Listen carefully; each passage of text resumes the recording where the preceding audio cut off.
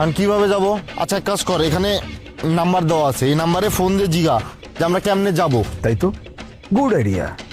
এই আইডিয়াটা তুই আমাকে আরেকটু আগে দিবি না? শুধু শুধু এই কামলার সাথে আমার তর্ক করতে হচ্ছে।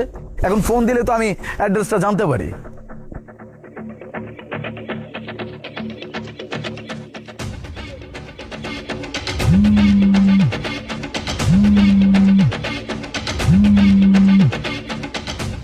কি ব্যাপার, ফোন তো ওই আপুটার কাছে বাজে। চল তো।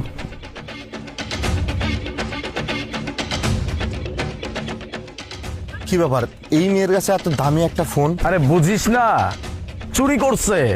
গ্রামের গেও খ্যাত না, এত দামি ফোন দেখছে, লোভ সামলাইতে পারে নাই। এই চোর, চোরের ঘরের চোর। একে তো গ্রামের খ্যাত, একে তো কামলা, উপর আবার চুরি। ওই শহরের পোলা, কি ভাবছিস? হ্যাঁ, আমি এই ফোন চুরি করে আইছি? এই ফোন আমি চুরি করিনি।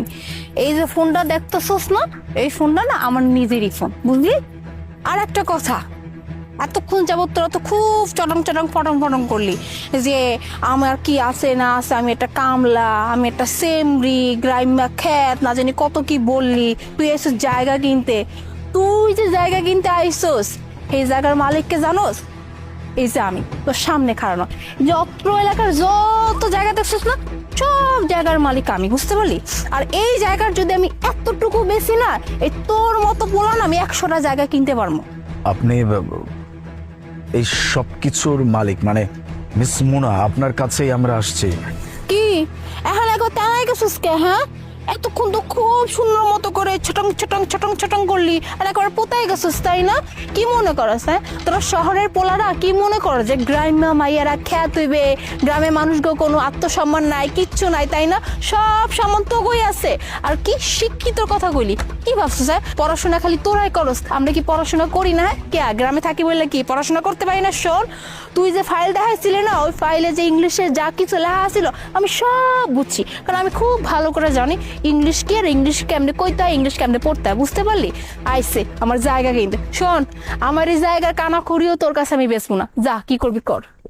ম্যাডাম দেখুন, প্লিজ এরকম বলবেন না। অ্যাকচুয়ালি ব্যাপারটা হয়েছে কি, আমি যেই কোম্পানিতে জব করি, যেই কোম্পানির জন্য আর কি জমিটা আমাদের দরকার, আমি সেইটাই কিনতে আসছি। এখন যদি আমি জমি না কিনে অফিসে চলে যাই, তাহলে আমার চাকরিটা চলে যেতে পারে। প্লিজ ম্যাডাম এরকম করবেন না।